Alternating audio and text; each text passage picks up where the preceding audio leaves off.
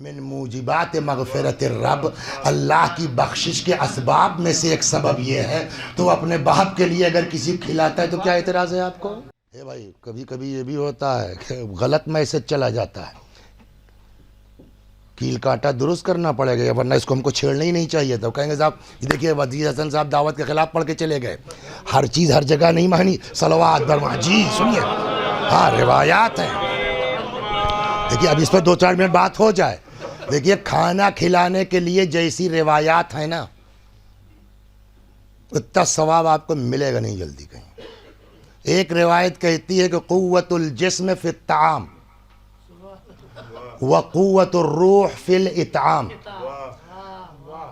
کھانے سے جسم کی طاقت ہے، کھلانے میں روح کی طاقت ہے۔ روایت ایک جگہ ہے کہ اللہ کھانا کھلانے والوں کو کیا ثواب دے گا نہ انبیاء کو پتا ہے نہ فرشتوں کو پتا ہے، الا اللہ، سوائے اللہ کے۔ 2 ہو گئی۔ ہم لوگ جتنے لوگ ہیں انصاف سے بتائیے اپنے بل پر جنت کے حقدار ہیں؟ قاعدے سے جانچ ہو جائے گی، سب پھنس جائیں گے، سب پھنس جائیں گے۔ یہ میں خود جانچتا رہتا ہوں نا، صلوات پڑھیے۔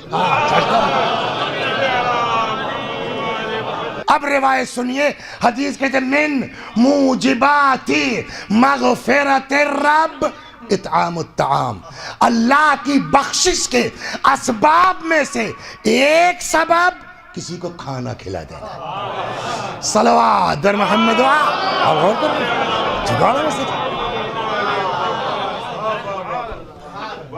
اس کا الٹا بھی ہے، کہتے ہیں کسی کے یہاں انتقال ہو گیا، روایت میں لفظ ہے دناعت ہے، پستی ہے، اس کے یہاں جا کے بیٹھ کے کھانا کھائیے آپ، یہ ہے روایت، اس سے انکار نہیں ہو سکتا۔ لیکن یار وہ کب تک چلے گا؟